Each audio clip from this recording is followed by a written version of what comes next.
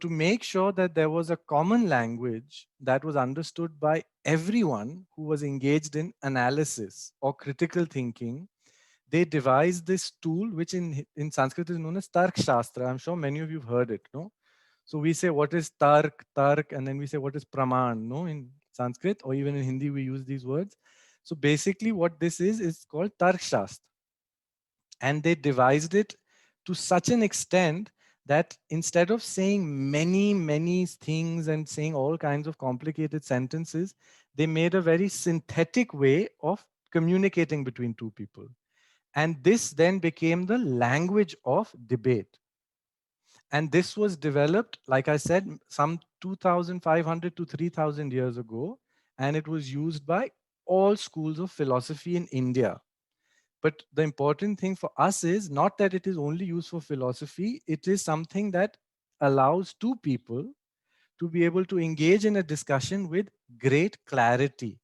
After this schools were developed and there was this vibrant debate, so it was a very rich culture of debate in our country, then slowly it started to dwindle when our educational system changed and so sometimes in history things happen, you can't really explain why, so this got a little bit lost. However, when this tradition went from Nalanda, which was in Bihar, it went to Tibet, the Tibetans preserved it very well. And so the Tibetans have this strong tradition of debate where when they study through the language of debate or Tark Shastra. They use Tark Shastra actively to understand whatever they are studying. Because when we say debate, a debate is a discussion of two parties that are trying to verify something. Okay? What we are actually doing here is not technically called debate, it's technically called dialectics. Dialectics is where two people have a discussion, so that is common with debate, but through the discussion, both people know who is right and who is wrong. In debate, you need someone else to tell you. In this kind of system, you find out for yourself. It becomes clear, it's self-evident. So that's the difference between how we think debate and what we're trying to do over here. We tend to think that experience and reason don't go hand in hand. And because of this, and it's somewhat like the question that Manav said before, when you have an experience and you have it again and again and again, it becomes real for you. And then if someone tells you it's not like this, it creates conflict because it's something that you've experienced again and again and again. But oftentimes what happens is our experiences are filtered by certain biases. And so if you can understand whether your experience is a valid experience or not, is something that is very helpful when you are communicating experiences with two people. For instance, let's use an example. If you have an experience about having gone, so for instance, many people go and study abroad and they say, I had a great experience. Some people go and study abroad and they say, I had a horrible experience. These two experiences lead to two opinions where one person says, no, you should not study abroad, and one says, you should study abroad. And when they will communicate it to their children or to their friends, if no one questions why they are saying what they're saying, then this will become a pattern. So all the friends of the person who had a bad experience will say, Naini, we should not go and study abroad because it's bad. All the ones that had a good experience will say, Naini, we should because that's a good thing to do. But what we need to check is, why is the person saying that they had a bad experience? And if you understand the reasons that they give for why they had a bad experience, you understand that there is some way that you can still test experiences for whether they are valid or not.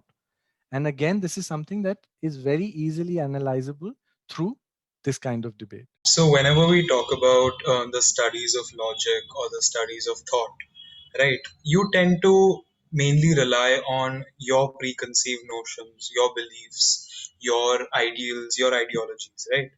So, Absolutely. there are certain instances in life you may come across people, you may come across situations that totally falsify your beliefs. Exactly. Now, how do you morally navigate such situations? Okay, good. That's a really, really good point. And so I think this has like it's slightly more complicated as far as an answer goes, but it's kind of like this. Oftentimes, your preconceived notions, actually, I would even venture to say at all times, your preconceived notions are flawed. They are preconceived notions because there is some sort of societal or cultural familiarity that has resulted in you borrowing them almost inadvertently. So you take on these beliefs inadvertently because you grew up in a place, and in India there's so many such things. Now what happens is, when you have to try and break these beliefs, you can either uncondition them or recondition them. But you see what happens with reconditioning is, so let's say this happens very often to people who leave a certain country. So if I was from a certain part of the country and I traveled abroad, or I traveled to another part of India and I saw that there they do things very differently, my initial conviction would slightly loosen, because I would say, no, that's not the only way to go about it. There's another way to go about it, right? But this is very expensive because you need to expose yourself to all kinds of different scenarios. What we're suggesting here is, you can just test the validity of your conviction. And how do you test the validity of your conviction? You argue it out. Nowadays we are having interjectors in a debate, so I want to ask that during the olden times, what I think, there'll be no interjectors to just challenge the validity of the point. So do you think that nowadays also it is like we are in need of interjectors in the debate, or the two parties are enough? Okay, so this is actually another very nice question. So the dynamic of ancient debate was done in two ways. One is a one-on-one debate. So it's like Yashi versus me and me versus Yashi, and we're having a discussion. In there, there's no room for interjector. We're just trying to understand the concept. Then there's something known as group debate, which is also what we'll do together, hopefully, where two or more people answer, and then everyone debates against them. So over there is a role of interjectors, but the interjectors also use the same language. Because what happens when interjectors interject is that oftentimes they make arguments that are completely unrelated, or they make arguments that are their own private arguments and they don't fit into the entire scheme of the debate. Over here, the interjectors use the same language and they try and further and deepen an argument by using the same methodology. So we have interjectors, but it's slightly different. And they happen in these group debates, which are also very, very helpful and beneficial.